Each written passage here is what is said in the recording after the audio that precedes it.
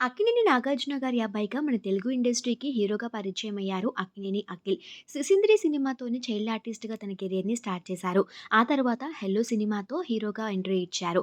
'Hello', 'mister Majnu', 'most eligible bachelor', 'agent' వంటి సినిమాలతో అందరిని అలరించి మంచి గుర్తింపు సంపాదించుకున్నారు. అలానే త్వరలోనే 'లెనిన్' అనే సినిమాతో అలరించడానికి సిద్ధమవుతున్నారు. నాగార్జున గారి అబ్బాయిగానే కాకుండా అఖిల్ హీరోగా కూడా తన సత్తా చాటుకుంటూ లక్షలాది మంది అభిమానాన్ని సొంతం చేసుకుంటున్నారు. అయితే అఖిల్ రీసెంట్‌గానే గుడ్ న్యూస్‌ని షేర్ చేసుకున్న సంగతి మనందరికీ తెలిసిన విషయమే. ఎప్పటినుంచో ప్రేమిస్తున్న జైనబ్ అనే అమ్మాయిని ఎంగేజ్‌మెంట్ చేసుకొని అందరికీ సర్ప్రైజ్ ఇచ్చారు. అయితే నాగ చైతన్య పెళ్లి తర్వాత అఖిల్ పెళ్లుంటుందనుకున్నారు కానీ అది జరగలేదు. అయితే ఇప్పుడు అఖిల్ జైనబ్ వెడ్డింగ్ న్యూస్ బయటకొచ్చింది.